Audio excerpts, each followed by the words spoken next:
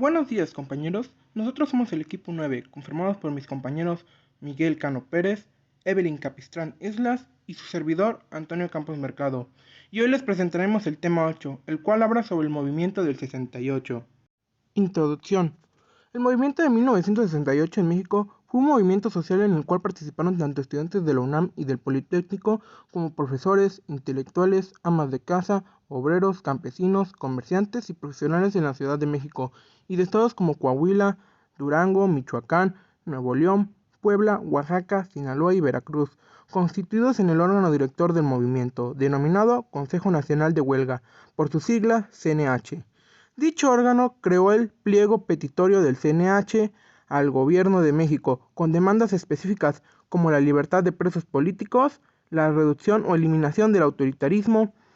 De fondo, el movimiento buscaba un cambio democrático en el país tras décadas del mismo partido gobernante, mayores libertades políticas y civiles, menor desigualdad y la salida del gobierno del Partido Revolucionario Institucional PRI, al que consideraban autoritario. Hola, soy Miguel Cano Pérez y yo les voy a hablar de cómo se desarrolló el movimiento estudiantil de 1968. Este conflicto dio inicio el 22 de julio con una pelea entre estudiantes de la Vocacional 2 y de la Preparatoria Particular Isaac Ochoterena. Lo que se puso en manifiesto fue la rivalidad entre el Instituto Politécnico Nacional IPN y las preparatorias incorporadas a la UNAM. En esta época había llegado a nuestro país muchos periodistas de todo el mundo porque México será la sede de los Juegos Olímpicos que iniciarían el 12 de octubre, por lo que al gobierno de México le interesaba que la imagen de nuestro país fuera de paz y cordialidad, ya que todo el sistema político mexicano llegó a extremos asombrosos, controlando muy bien a todos los medios informativos porque el gobierno quería aparentar lo que no estaba sucediendo, nada y promovía con mucho más anhelo las Olimpiadas del 68. Los anuncios luminosos mostraban los aros olímpicos muy juntos a la Paloma de la Paz, mientras cientos de estudiantes eran detenidos, golpeados, encarcelados y en muchas ocasiones asesinados o simplemente desaparecidos. Para esas fechas también se suscitó otra manifestación de estudiantes que conmemoraba la Revolución Cubana con lo de la Federación Nacional Estudiantil Técnicos, la FENET, que protestaban por la intervención policíaca durante la pelea entre alumnos de la Vocacional 2 y los estudiantes de la preparatoria. La manifestación fue reprimida por la policía, por lo que los estudiantes tomaron las preparatorias 1, 2 y 3 de la UNAM como una manifestación de protesta ante los enfrentamientos ocurridos entre los ganaderos y estudiantes. La policía y el ejército rodearon planteles escolares de la Preparatoria Nacional y del IPN, sobre todo en el centro de la ciudad en la que fueron destruida una puerta colonial de la Preparatoria 1. También varios estudiantes resultaron heridos, así como un buen número de ellos detenidos. Algunos planteles de la Escuela Nacional Preparatoria fueron tomados por las fuerzas públicas. En la ciudad universitaria, el rector Barrón Sierra izó la bandera nacional a media asta en señal de luto por los hechos acontecidos días anteriores. El 1 de agosto el rector encabezó una manifestación desde CEU por avenidas Insurgentes, Félix Cuevas, avenidas Coyoacán y regresó por la avenida de la Universidad donde inició, concluyendo con un mensaje en el que manifestaba su inconformidad por los hechos suscitados en los enfrentamientos. Al día siguiente fue creado el Consejo Nacional de Huelga, CNH, formado por estudiantes y maestros de la UNAM, el IPN, las escuelas normales, el Colegio de México, Chapingo, la Universidad Iberoamericana, el Colegio La Salle y algunas universidades estatales. Para el 4 de agosto el movimiento estudiantil ya había elaborado un pliego petitorio que invalidaba el de la Federación Nacional de Estudiantes Técnicos, el FENET, y contenía los siguientes puntos. 1. Liberar a los presos políticos. 2. Derogación de los artículos 145 y 145 bis del Código Penal Federal. 3. Desaparición del cuerpo de ganaderos. 4. Destitución de los jefes policíacos. 5. Indemnización a los familiares de todos los muertos y heridos desde el inicio del conflicto. 6. Deslindamiento de responsabilidades de los funcionarios culpables de los hechos sangrientos. Mientras tanto, el 13 de agosto se realizó una gran manifestación con 150,000 participantes, la que partió del Museo Nacional de Antropología al Zócalo. En ella declaró la CNH que el FENET no representaba al estudiantado. A dicha manifestación se sumaron los alumnos del Conservatorio Nacional y de la Normal Superior. El gobierno declaró el 22 de agosto que tenían la mejor voluntad de dialogar con representantes estudiantiles, a lo que los profesores y estudiantes respondieron afirmativamente, estableciendo que el diálogo se realizará en presencia de la prensa, la radio y la televisión. Pero sin embargo, el 27 de agosto, nuevamente los estudiantes se manifestaron en el Zócalo, donde izaron una bandera rojinegra y decidieron dejar una guardia. Pero en la madrugada, las 28 fuerzas del ejército y la policía desalojaron a los guardias del estudiantado que permanecían ahí. Los soldados los persiguieron y los golpearon con las culatas de sus rifles, y a partir de ese momento la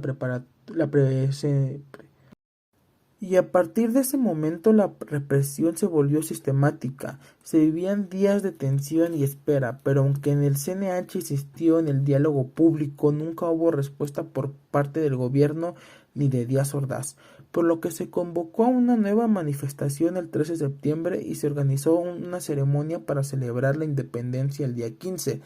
En CU y en el IPN. Aquel día 13 el movimiento dio una nueva batalla cívica que permanecería en el recuerdo de muchos, la llamada Manifestación del Silencio.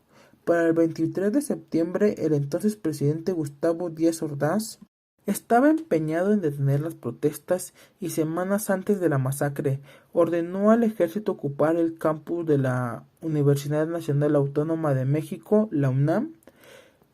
El ejército detuvo y golpeó indiscriminadamente a muchos estudiantes. Como en señal de protesta, el rector Javier Barros Sierra renunció sin que le fuera aceptada su renuncia, ya que la Junta de Gobierno le pidió expresamente que permaneciera al frente de la Universidad Nacional Autónoma de México.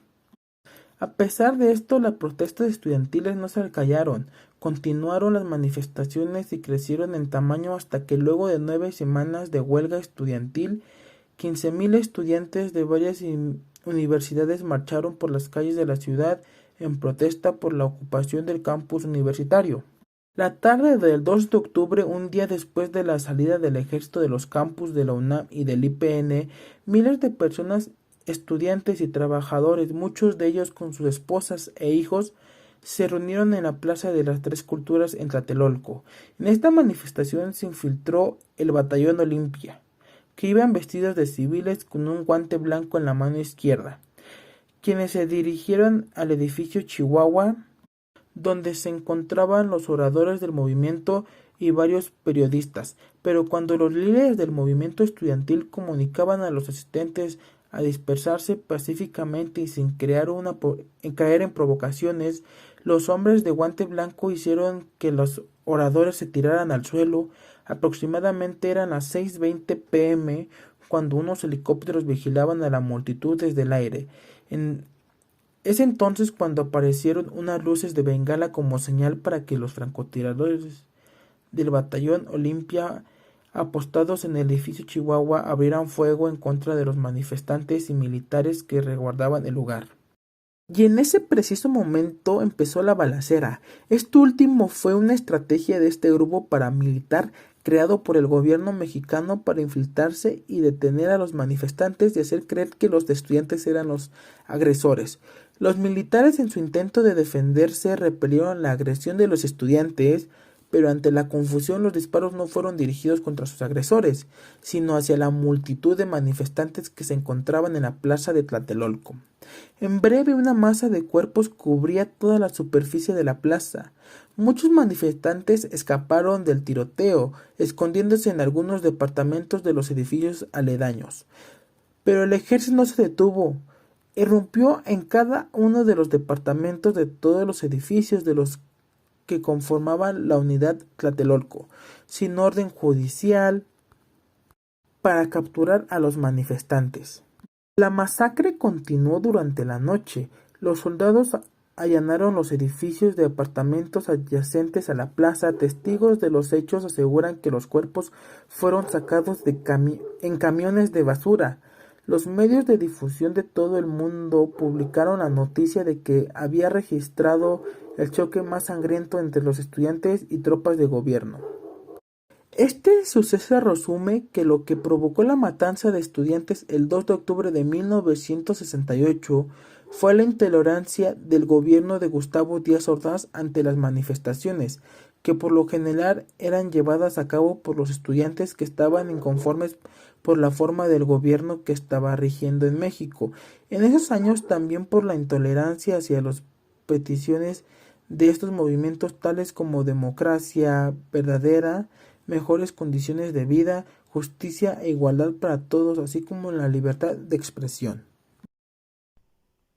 ¿Cómo fue la participación del IPN en el movimiento del 68? El Instituto Politécnico tuvo una participación muy importante en el movimiento estudiantil de 1968, pero debido a que no ha sido suficientemente investigado, esa organización se ha focalizado en la Universidad Nacional Autónoma de México UNAM. Durante un conservatorio realizado en la Unidad Profesional Interdisciplinaria de Ingeniería Campus Zacatecas UPIS, plantel adscrito al IPN, señalaron que para muchos el movimiento estudiantil le dio fama a la UNAM, pero el Poli puso a los muertos. El historiador Eduardo Jacob Bernal indicó que el IPN no ha tenido una historia tan profundamente investigada como la UNAM. El Politécnico participó de una manera muy activa, fue el pilar del movimiento y sin embargo es la UNAM la que se lleva la mayor parte de las presencias en los eventos conmemorativos del 50 aniversario del 2 de octubre de 1968. Refirió que los estudiantes de la UNAM no encabezaron el movimiento, sino que fue de manera conjunta entre ambas instituciones, al grado de que las asambleas no solamente se realizaban en Ciudad Universitaria, sino también en Zacatenco y Santo Tomás. Mencionó que el IPN no está exento de la presencia de porros, y en ese momento pertenecía a la Federación Nacional de Estudiantes Técnicos, organización que estaba subsidiada por el Partido Revolucionario Institucional PRI. Conclusión. Este movimiento nos deja una reflexión y una impresión muy grande de cómo se trataban las manifestaciones por aquellos tiempos, y de lo fácil que era silenciar y ocultar un acontecimiento de tal magnitud, y por el cual nunca se hizo justicia en su momento, y quedando por mucho tiempo como un simple secreto a voces, pero el cual no fue en vano, marcando el inicio de un cambio en México que se mantiene hasta la actualidad.